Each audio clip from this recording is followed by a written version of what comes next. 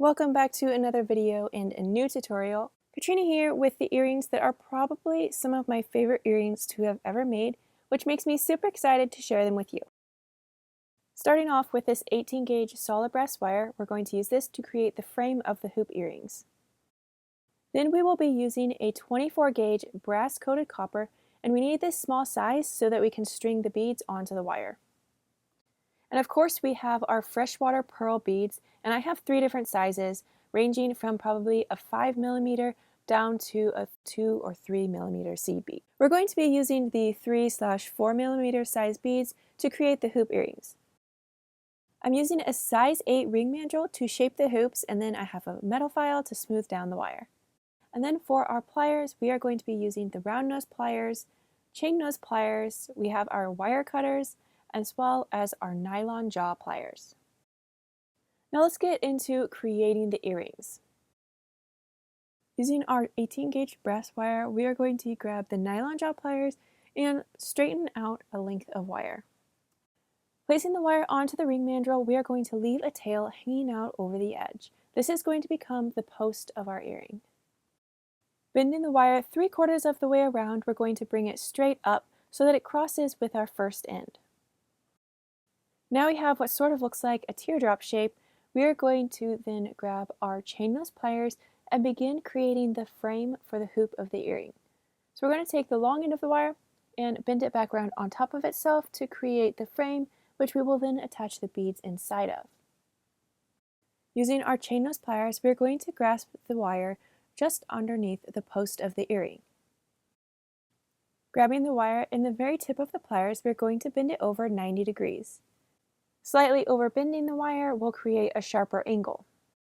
We're going to grab our string of beads and place it next to the wire to see how wide we need to make the frame. Once we have a good idea on how wide this needs to be so that the beads fit, we can then place it into our chain nose pliers and create a second 90-degree bend in the wire.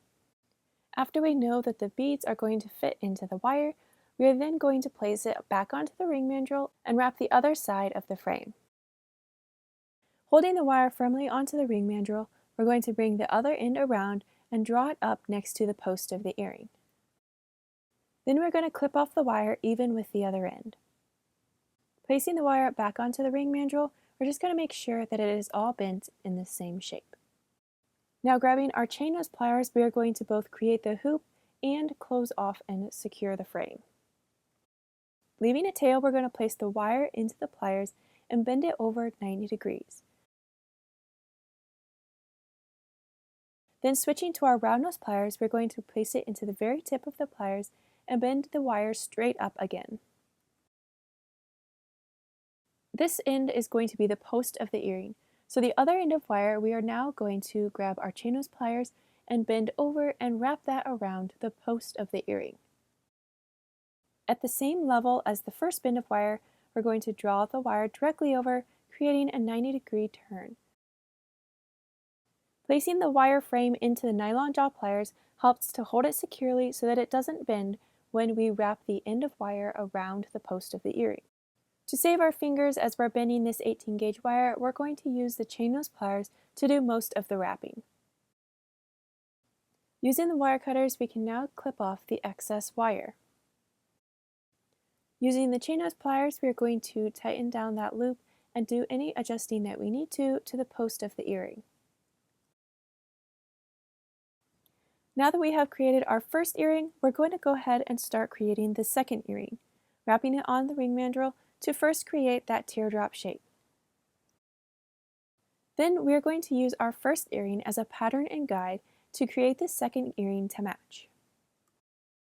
Holding the pieces side by side, we are going to line them up and then use our chain nose pliers to begin creating the frame on the second earring. Measuring the width of the first earring, we're going to mark that spot with our finger and then place the wire into the pliers and bend it over so we can begin creating the frame on the second earring. Then wrapping it on the ring mandrel to create that circular shape. Then lining up the ends of wire, we can snip it off with the wire cutters. Back on the ring mandrel, we're going to make sure the wire is shaped correctly, and then we're going to grab our chain nose pliers to begin creating the post of the earring and secure the frame. And again, using the first earring as our guide so that we know where to bend the wire. Bending the one end of wire over, we're then going to switch to the round nose pliers and bend that wire straight up again. Using the round nose pliers helps us to create a smaller bend in the wire that isn't as wide as when we use the chain nose pliers. Then switching to the chain nose pliers and the other end of wire, we're going to create a bend in this end of the wire to meet and match the other side. Now placing the whole frame into the nylon jaw pliers, we're going to bend that tail of wire around and secure the wires together.